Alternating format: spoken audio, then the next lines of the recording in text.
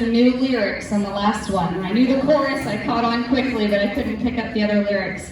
But it's exciting to see the patriotism in our students. I know they've been excited about the nostalgia of those songs and bringing them back. At this time, I'd like to invite to the stage Miss Ricky. Miss Ricky is an alumni as well as a current 5th grade extraordinaire teacher. Hello.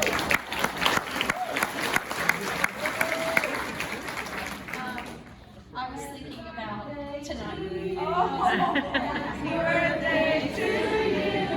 Happy birthday, Miss Ricky. Happy birthday to you.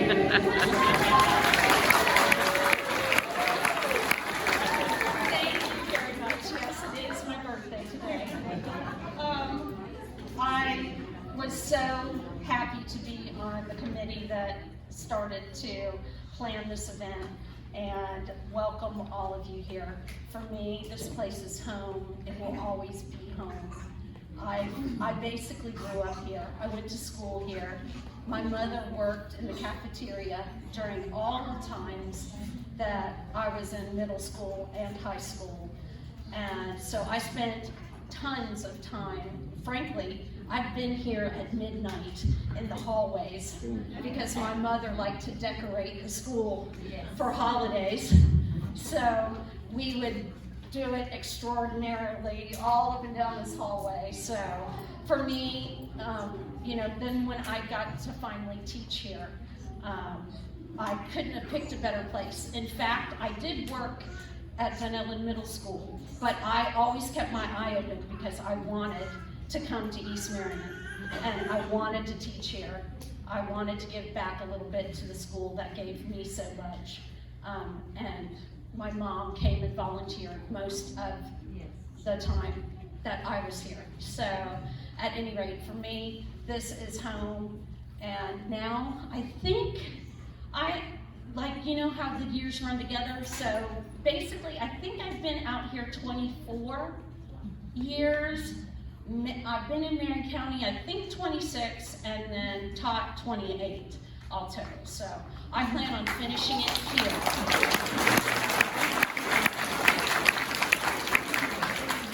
So they just asked to potentially write a poem, so I did. I'm the reading and writing teacher, so, and I will take a point of privilege right now to point out that in your program, sorry, one of my 5th grade students wrote the poem that is there. She did a wonderful job. Her name is Layla, and it really blew me away because we talked about the concept of then and now, and I really, to be perfectly honest, I was like, I'm not sure that we're going to get a good then and now poem, and she blew me away. I, in fact, stopped what I was doing when I finally got an opportunity to read it, ran across the hall, opened the door, and said, we're using your poem, and then ran back. So, but I did write a poem for tonight. It's called East Marion School. I didn't want to forget about our past, since it is part of who we are now, part of our future. So, and part of your future, part of your children and your grandchildren's future. So, East Marion School. A small wooden schoolhouse nestled in woods, 2 floors of classrooms in forest it stood, filled up with students, not too many to count, first through the 12th grade with a hand-pumped fount. 2 grades together in each tiny class, upstairs a small stage, outside fields of grass. Last graduation, spring of 49, then grades up to middle, still standing in pines. 1973 brought a loud bang, explosion with smoke, no school bell rang. Rebuilt in the forest on this very spot, bricks and cement with elementary mascot. A tan yearling fawn would represent kinders to 5th grade. How provident. So here sits the school, nestled in woods, East Marion Elementary, and long has she stood. All right, good job.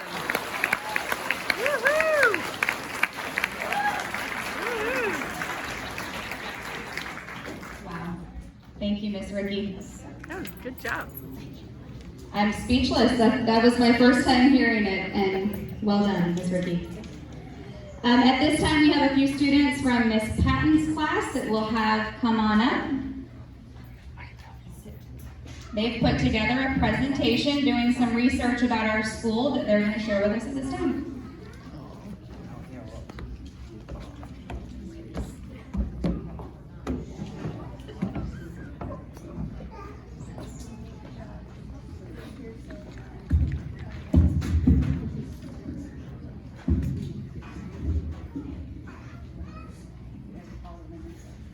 We can't see them.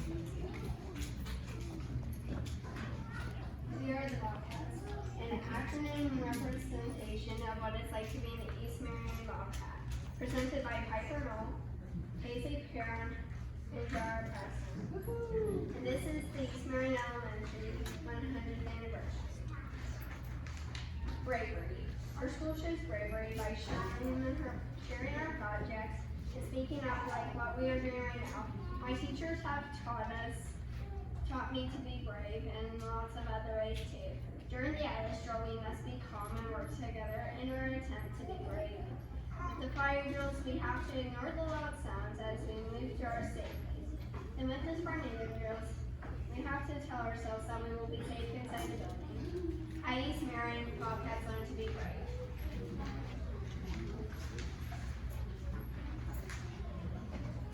Observant. We love observing what is around us. Birds, squirrels, and raccoons are abundant here. The students at our school are observant because we are cautious of our surroundings. That way we don't hurt anyone or mess up. When visitors come to our school, they must be observant as well to view the artifacts of our learning.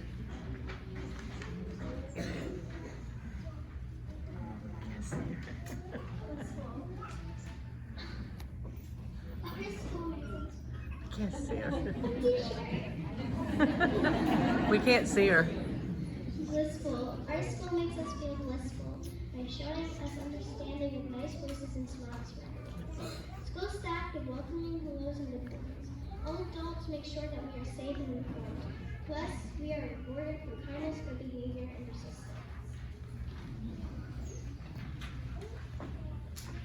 Creative. Miss Lee, our teacher, plans for us to do many fun projects. She lets us use paint, markers, crayons, colored pencils, and oil pastels.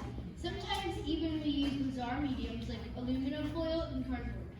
My teacher, Mr. Schrader, lets us do fun projects, including drawing environmental scenes in science class. Our gifted teacher, Miss Patton, lets us do projects like make islands with salt dough, name a class pet, or code computer programs like Scratch. We can't see her. Ambitious. Our school encourages us to be ambitious about learning by planning lessons where we can express our ideas, thoughts, and feelings. We can use strategies that help us because teachers want us to learn what fits us. Plus, we know that previous students at East Marion Elementary have become engineers, bank presidents, military officers, teachers, and even rocket scientists. Talented. We are all talented in many ways. Some people are good at math, some at reading, and others at science. We are also good at many sports. We play kickball, dodgeball, tag, soccer, football, basketball at East Marion. We are all good at being leaders. In 5th grade, we do safety patrols, morning announcements anchors, or singing choir with Miss Lee. In 2022, our school looked like this, and we were called the Yearlings. Nowadays, our school looks like this, and we are called the Bobcats.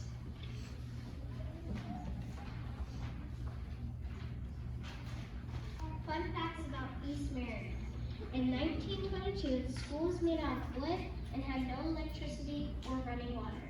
Students sat outside to eat lunch. There was an outhouse and the water was from an outside main pump. There are 5 classrooms in the building for kindergarten through 12th grade students.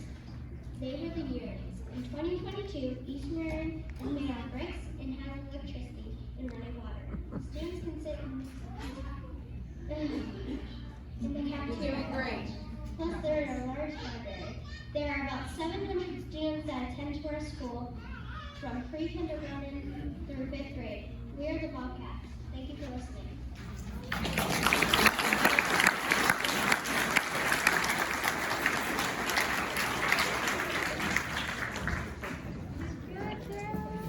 Miss Patton is our gifted teacher. I know her name is in the program. If you want to give a wave, Miss Patton, I know that she helped facilitate a lot of their research skills. Fantastic job. As we continue to hear about students' viewpoints, whether alumni or current, let me welcome to the stage Miss Celeste Godwin.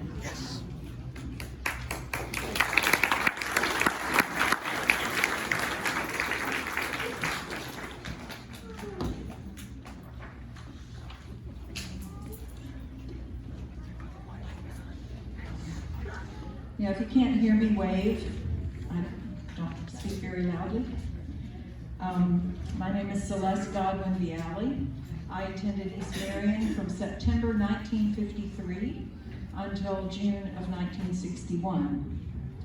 When our class left East Marion in the 8th grade, there were 120 students in 4 classrooms. Today, through the 5th grade, there's over 600 students. Our small upstairs library had a wood box heater, and do any of you who were in school at that time remember it ever being used? I just remember it was really cold in that library. we weren't hanging out in there very much. Each of our teachers taught 2 grades, so 1st and 2nd grade were in the far corner, lower room, 5th and 6th in the front, sort of middle. Behind 5th and 6th was 3rd and 4th, and upstairs on the back side was 7th and 8th. It was very interesting. I mean, when you talk with us who were in school at that time, we remember the classroom. We don't necessarily remember the grade we were in, since we were there for 2 years, and it just all blends together after a while. We had no preschool, no kindergarten. We started 1st grade. The day after Labor Day, we got Friday off for Thanksgiving. And for Christmas break, we returned the day after New Year's. But in that first 3.5 months, we learned the alphabet. We learned how to write the alphabet. We could count to 100 and more. Learned basic addition, subtraction. Learned phonics, sight words, and took our first book home to read for Christmas break. And it may be Run, Jip, Run, but it was a book to take home and read. After that, we started building on those skills. Well, in 1922, when the school was built, it coincided with the building of Highway 40, which was called Daytona 19. None of the other roads were paved. That was the paved road in the forest. Most of the others were 1 lane, sugar sand, swamp, not very passable. We had no electricity. You can imagine those double hung sash windows came in very handy. Otherwise, we wouldn't have been able to see anything. In 1939, 17 years after the school was constructed, the city of Ocala brought electricity to East Marion School. So for 17 years, we functioned with no electricity at all. We had, as the girls mentioned, we had outhouses, no electricity, no running water. But in 1936, we did get a gasoline-powered water pump. It pumped the water into a water tank that was even with the upstairs windows, and gravity allowed the water to run in the school, so we had a water fountain and indoor restrooms. Amazing. It didn't matter what the weather was, those outhouses got used, so, you know, it was much better to have them inside. 30 years, still outside, we had the water pump, which I think now stands in front of the school as a reminder. But 30 years after the school was built, those of us who were here still use that outside pump for water on the playground. You'd line up, someone would pump, and you always had to pump twice because frogs love to get in in that, and you had to flush them out, you know, before you drank, otherwise you got a frog in your mouth.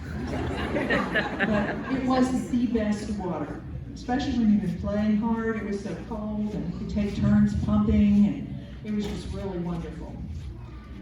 Well, my family started school here. There were 10 children. My grandparents had 10 children who attended school here. And the first was my Uncle Robert Beebles. Robert was 11 when the school opened. And he was one of those who walked to school. And you know how you hear stories about, oh, I had to walk 10 miles to school through the snow. You know those stories that go around. Well, Robert, his brother Douglas, who was 9, and sister Opal, who was 6, did walk 5 miles down these dirt roads with their sack lunches, no lunchroom yet. And they didn't have snow, but they were attacked by a wild boar. It gashed Opal's leg with its tusk. Needless to say, it got her lunch. The boys carried her back home. They got the doctor in, and we forget there were no antibiotics. That didn't happen until like World War II. There were no antibiotics. So every day for 2 weeks, the doctor came to dress that wound, afraid he would have to amputate that leg. So walking to school may not have had that snow, but it wasn't safe. When Robert turned 16 in 1927, my grandfather decided that he was really tired of them coming home all wet and muddy and all that, so he bought a school bus. My grandfather couldn't drive, but like most farm kids, the rest of them could, you know. You know how you're driving really early out here, right? You can drive something when you're really young. Well, Robert drove the school bus. At 16, he drove the bus, picked up all the kids on the route, attended school, back on the bus, took them home. That went on every day, but one morning he woke up, he was really sick. So my grandfather was already out in the fields. He saw the bus leave, and when he came in, he's like, well, Robert, who drove the bus? Well, I did, Pa, said 14-year-old Opal. She didn't have a license, obviously, but she drove the bus. My Aunt Opal, and some of you will remember her, Opal Leslie, did drive the school bus for 30 years. Later, she took Mrs. Stevens' place and drove the school bus for 30 years. Our high school bus, because in 1949 the high school was moved to Ocala, it was a real logistics circus, if you will, to get the buses all coordinated, but our high school bus driver was Mrs. Ethel McDonald. And I can hear, and I know those of you who rode her bus can still hear her. She had a very southern voice, and she would say, now y'all, contain thyselves. And he did. They didn't put up with misbehavior on the bus, for sure. We probably got away with some, but not from their knowledge. Well, my Uncle Robert was very hardworking. He was very responsible. But Douglas, that 9-year-old brother, grew up, and he was a prankster, generally ornery as he could be. He and his friend Lavertus were always in trouble, always. The most infamous stunt they pulled was the end of their sophomore year. Mr. Head was the principal. They did not like Mr. Head. For whatever reason, didn't like him. Last day of school, they grabbed Mr. Head, and the word used, and I think it's a pretty innocuous word, they dangled him out of the second floor window, holding him by his ankles.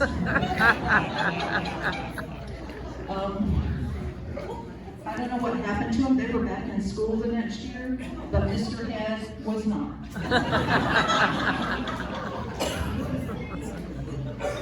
From the school board, looking for a principal for East Marion, actually went to North Carolina to recruit Mr. Bert Spear.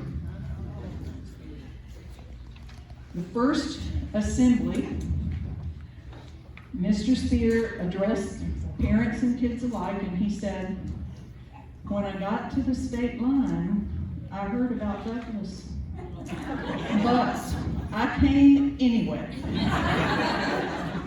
So, as much as the boys disliked Mr. Head, they loved Mr. Spear.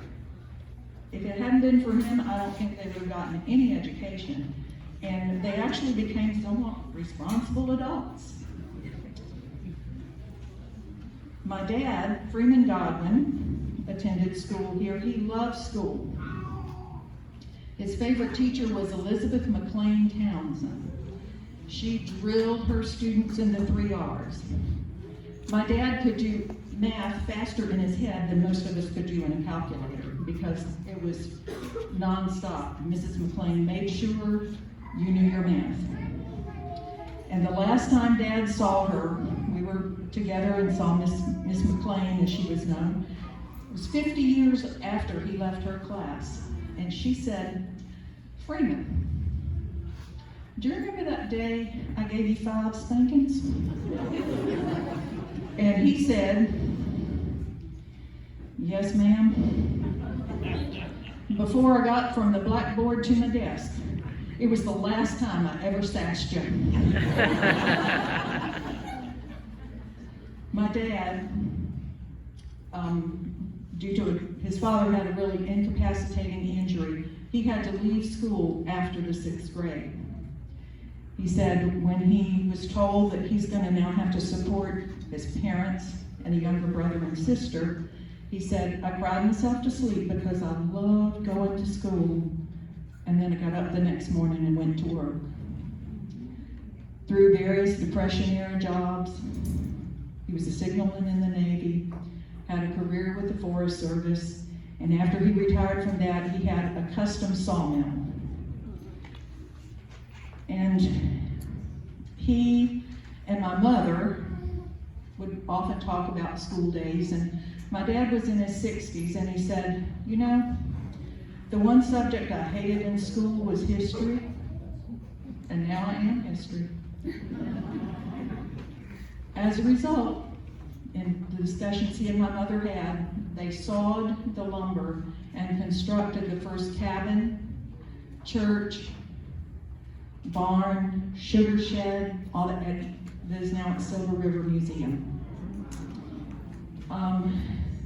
The Hinton House, which was moved in a few years back, also started here on the east side of the river. It had been moved around. It's amazing how people just move their houses around in those days, you know.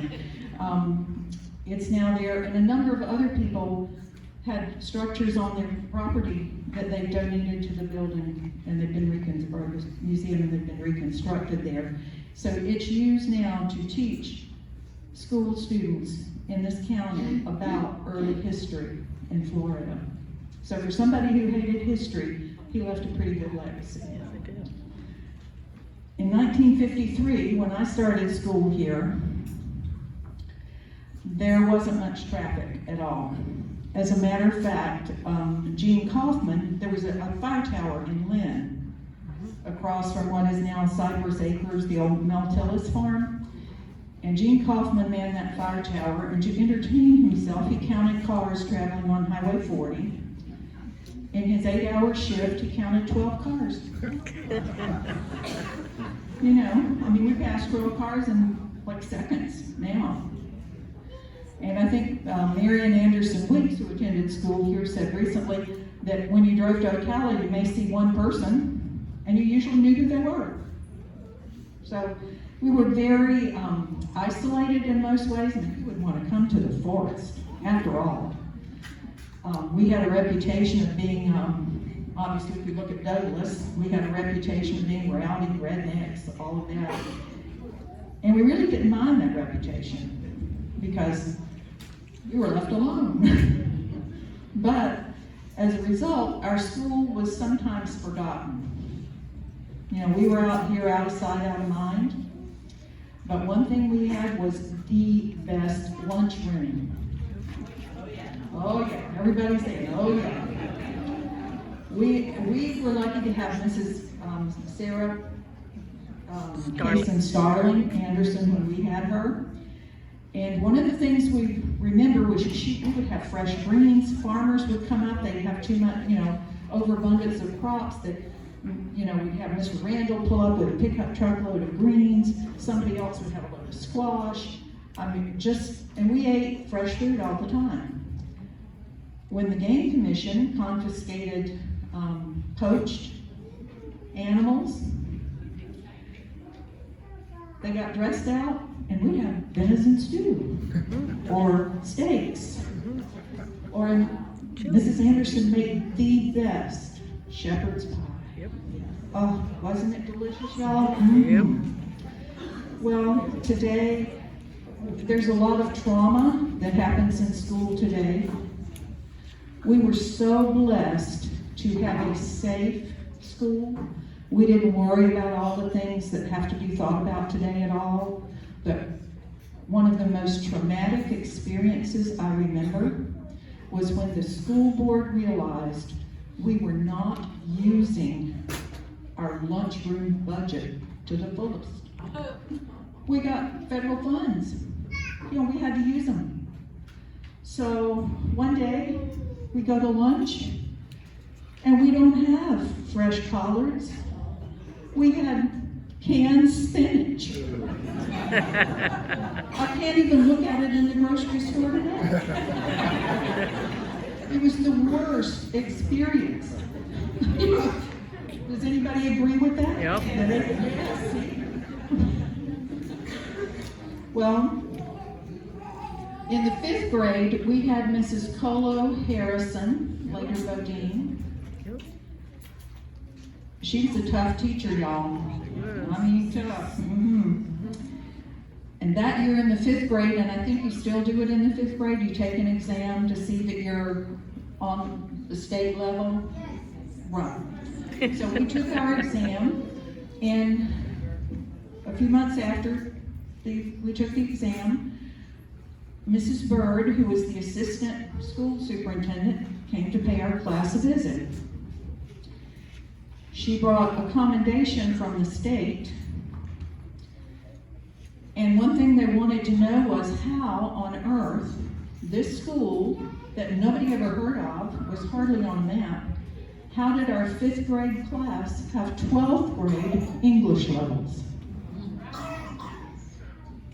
We thought it was very normal, and so years later, Glenda Henderson Boyer and I were in the same English 101, sitting across the aisle from each other, and the professor said, "We're going to learn to diagram sentences."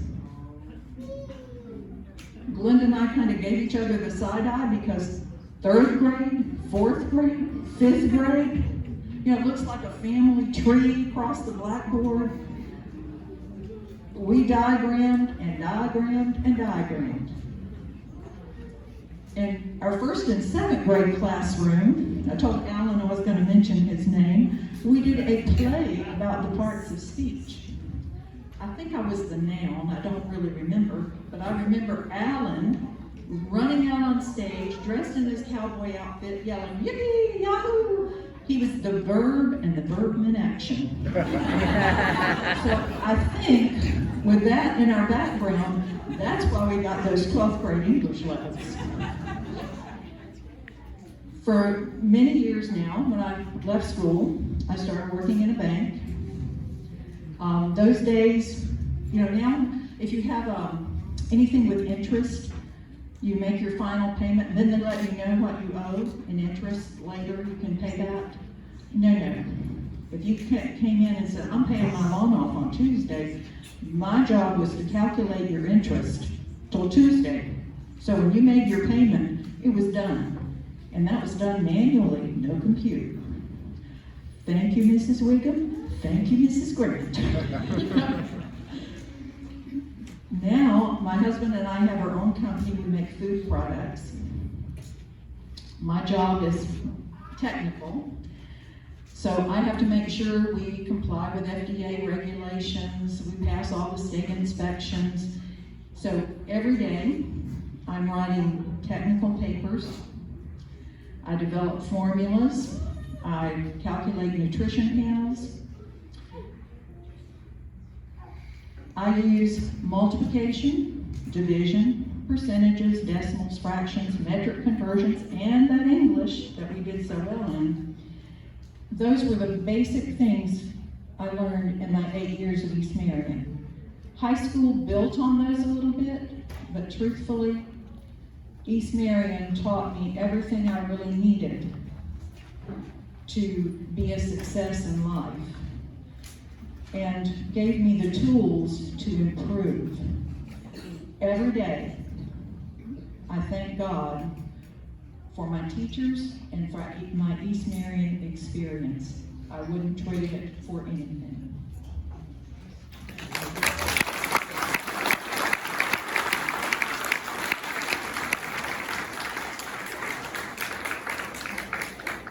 Thank you, Miss Celeste. She's making her way back down, though I do want her to remain standing for a moment. Also, if you were on the committee that planned the Centennial, please stand. Here, I'll let you hold this. I know we have a few people here. Where's Ms. Sexton? So we had a great group of people that helped put this together. Ms. Tawny Craig could not be here this evening, but she also helped facilitate that, and I just want to thank you ladies for your hard work and efforts.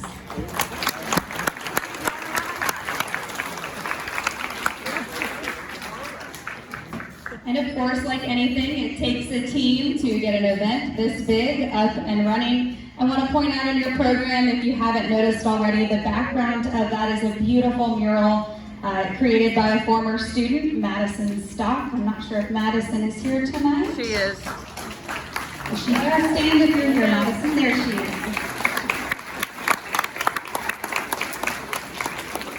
We also have Layla Rose that created the poem on the left-hand side of your program. Is Layla here this evening?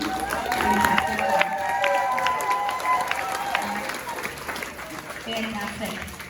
All right, so adding to the team, Miss LaPlante is one of our assistant principals. I'm going to turn it over to her. Good evening. Again, I'm Allison LaPlante. I'm one of the assistant principals here at East Marion Elementary. I have the privilege and the honor to acknowledge and recognize individual groups of stakeholders that through their commitment and time and service and through support through the community have made East Marion what it is today. So Miss Ricky, is she still? Miss Huron, can you help me raise the light so we can see everybody that I'm going to acknowledge, please? Look, she's used to the cafeteria, but we're used to working on that side of the cafeteria. So the first group that I want to acknowledge is if you were an alumni here in the original building, I would like for you to stand.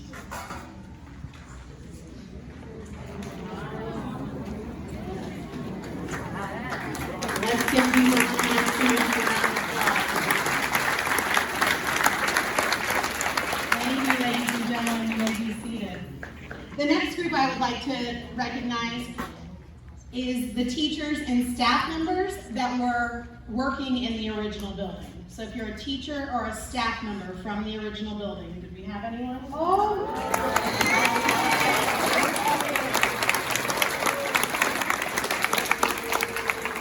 Thank you so much.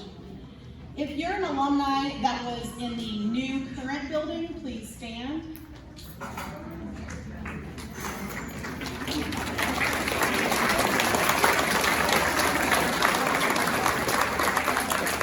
Thank you so much.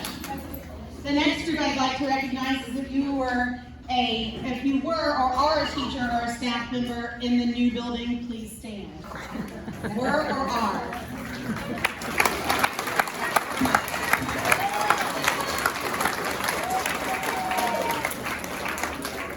Thank you very much. If you served as a principal at East Marion. Please stand.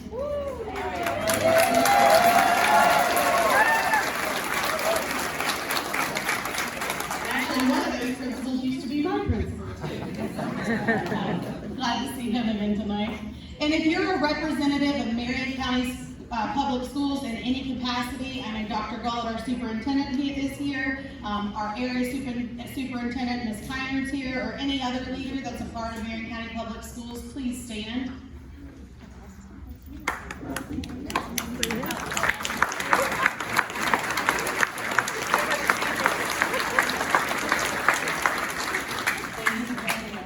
Without your continued commitment and support and dedication to our school and community, the Bobcats would not have survived these 100 years. We thank you for all you do for our students. I thank you personally for each and every day making my job a little bit easier. And we love coming to work here every day, and we know that this community has built the school and we want to continue to grow. So thank you for your time and your service. Next, thank you. Next, I'm going to introduce who we know as Pastor Jared Buchanan. He's the pastor of, we call it the church across the street. Pastor Jared, if you would please come on up.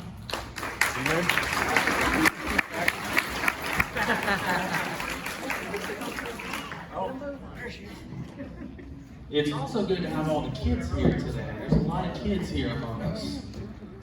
Give them a round of applause. And it's really good to be here. 100 years is no small thing. It's something worth celebrating. So everyone here is a stakeholder. As a pastor of the church across the street, we're a community partner, and there are many partners in this community that make this school, this place work. And so Ocklawaha Bridge Baptist Church is proud to partner with East Marion Elementary School. The oldest institution in this community is Ocklawaha Bridge Baptist Church, but second is this school. The early pioneers that settled this wild part of Florida believed in the Lord and they believed in school. Now, this building was erected in 1922, but before that, there were 8 community schoolhouses scattered throughout the forest. So this site was a unifying school for the community. 1922. Now, our church has supplied lots of teachers over the years. Miss Judy Harrison is one of those originals from that building. We have a lot of teachers that are part of the school today and helpers and assistants at the school. So there's a deep connection across the street, that church and this school. One member of our church, Mr. Richard Mills, who passed away just a couple of years ago, died at 100 years old. And he would tell this story often, that when he was a 2-year-old child, back in 1923, his older sibling forgot their lunch here at the school, so he and his mother came to bring the lunch to the school for the older sibling. And while he was on the steps of this newly built schoolhouse, someone came running up and exclaimed that the church was on fire. The church was on fire. Which lines up with our history. Our church was burnt to the ground there in 1923. So I tell that story just to illustrate that 100 years ago is not as long ago as we think it is. It's connected by just one person, or maybe just 2 generations of people. Things have changed tremendously over 100 years. You imagine, what would the original students and the original administration think about our community today, in 2022? I did a quick Google search of 34488, and I found that there are 10,000 residents in that area code, in that zip code. So a tremendous amount of people have flooded into the forest. At our church, on any given Sunday, over half of the people in the pews aren't even from Florida, let alone this community. And I found out that only 34% of residents of Florida are native to Florida. I'm not telling you anything you don't know. The country is coming to Florida. It's coming to Marion County, coming to this forest. And this school today has over 100 students per grade. It's a growing, booming school. So The goal of educating has always been noble. It's something that Christians and the churches in the community have always supported. But we'd be ignoring an elephant in the room if we didn't acknowledge that this school, and like many schools, faces lots of challenges. Statistics would bear this out, that the stability and the moral strength of the home that these children come from directly impacts the way the school runs. So kids spend a lot of time in school, but nothing is more important to a child than the people that they call family.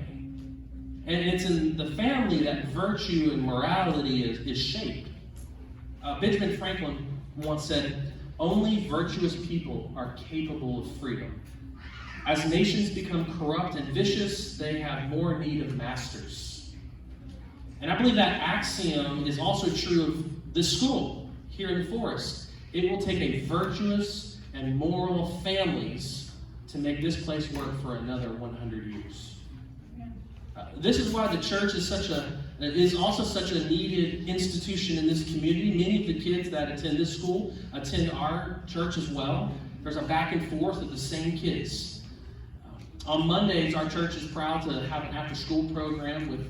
We have 45 kids signed up, and every Monday we play music, we sing songs, we expose them to the Bible and the gospel of Jesus Christ. Our goal at our church is not just to teach morality or virtue. Our goal is to expose the kids and the families to the gospel of Jesus Christ. That salvation is not by merit, by being a do-gooder, but by grace, through the kindness of a Savior. So we believe that God changes hearts, and only God can change hearts. But as God changes hearts, morality and virtue follow. God can change families, He can sustain schools, and we need God. This school needs the church, and this church needs this school. This school does things that our church can't do. Teaching so many kids, thousands of kids over the years. Not just reading, writing, arithmetic, but so much more. Life skills. So we do our work in our church, this school does its work, but together the partnership keeps this place and this community alive and well.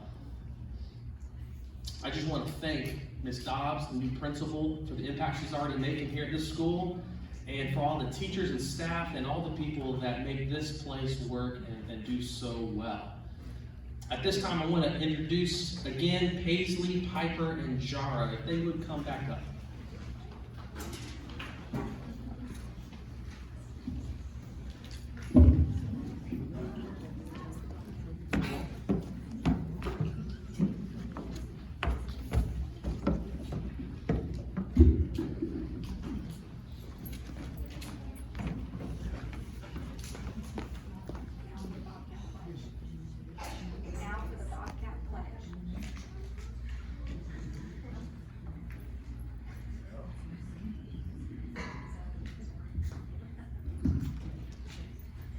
They got it. I am an East Mary Bobcat. I am unique and special, and I can make the world a better place. Today I will respect myself and others, own my choices, act safely, and be ready to learn. I am a Bobcat, hear me roar.